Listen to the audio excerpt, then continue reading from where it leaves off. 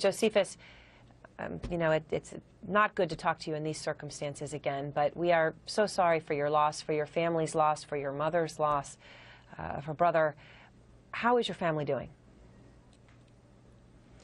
We all stressed right now, and it's kind of hard on everybody, but we're still holding together, trying to support each other and doing the best we can.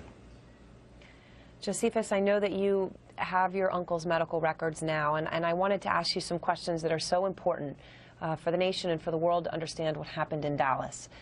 The hospital said that when your uncle first arrived, he had a temperature of 100.1 degrees, abdominal pain, a sharp headache, and decreased urination. Those are the words that they used to describe it. But now you have the records. That night that he went and was sent home, is that what they say?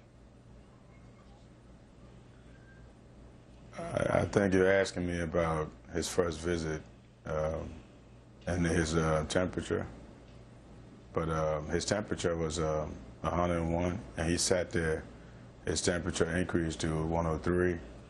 I don't know what was done before then, but he got released with a fever. So he was released then from the records you have with a fever of 103. Obviously, that's surprising to a lot of people. You gave us a statement, Josephus, yesterday, saying that your uncle was treated unfairly. What do you feel was unfair? Why do I feel that way? Yes. Because I feel he should have been treated better the first time around. He's the only person that has died from Ebola here in America. He's a black man. He's poor, didn't have insurance, came for a visit, and went to the hospital. Had that been another name, you know, or another color, he probably would be living today. He would have survived it. And that's what's really hurting me the most, is because they treated him the way they did because of the color of his skin. And that's very upsetting and disturbing to know that you stand a chance if you're white, but you don't if you're black. Josephus, on Tuesday, I know you were with the Reverend Jesse Jackson. You went to the hospital with him. You thanked Duncan's doctors at that time. You know, you were very eloquent. You said they treated him like a diamond. That was obviously Tuesday. He was still alive. Now, you feel very, very differently. What changed? The day I went in there, I met with the president, and they seemed like they was doing something, and we all felt like they was doing something. So that's why I made that statement, that they treated him like a diamond. But they lied to us the whole time.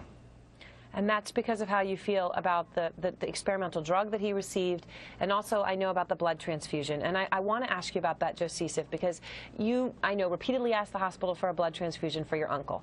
They, in response to your statement to us yesterday, have come out and said, look, your uncle didn't get the serum that a white patient in Nebraska got because his blood type was not compatible with the donors that they had available. Now, of course, we know in the U.S. there's only a few donors in the United States, the ones who returned with Ebola.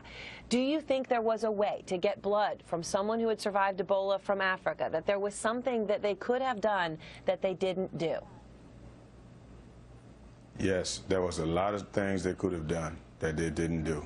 They could have transferred him 2 states over, from Texas to Emory in Atlanta. I requested that. They denied me. I requested a blood transfusion. They denied me. My mother requested a blood transfusion and serum. They denied both of us. I offered to give my blood. I offered to volunteer and help in the hospital. She's a registered nurse. She offered to go at the hospital and volunteer her time without pay. They turned us down like every step of the way. There were people in Africa available to contribute blood. They turned everything down. They said no to everything. But in terms of the blood transfusion, do you know for sure that there was a blood transfusion and serum available from Africa? I mean, do you know that for sure, or is that you're assuming because so many people there survived that there would be? I mean, if you can fly a man from Africa 18,000 miles on an aircraft, if they wanted him to survive, they could have flew that blood over here from Africa, just like they did with those people. Nobody tried to help Eric. They didn't even give him a chance. If they would have given him a chance, he would have fought his way through. But they didn't give him a chance. The hospital also We couldn't even see our family the whole time he was in there. We never saw him. Never saw him, not one time. I asked if they could transfer him to Emory so we could be able to go there and see him At least they had a facility. They told me their facility was not set up for that. Eric told me he could see people walking around his room. He could see them outside the door. Why couldn't we go there? And you would have been willing to go outside the door. Obviously, in the room, they would, perhaps have been concerned about infection. But you're saying you would have gone outside the door so we could have seen you through the glass, but you weren't able to do that. No.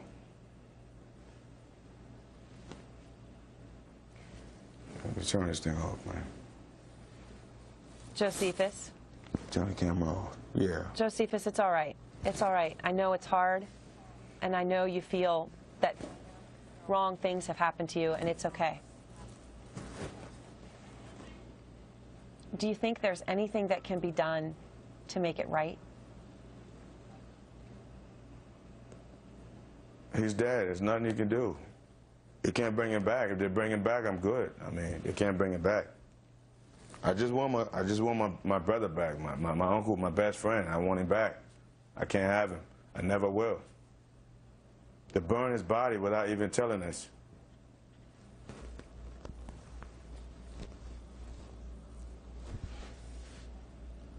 Eric is a very good person. He's a very good person.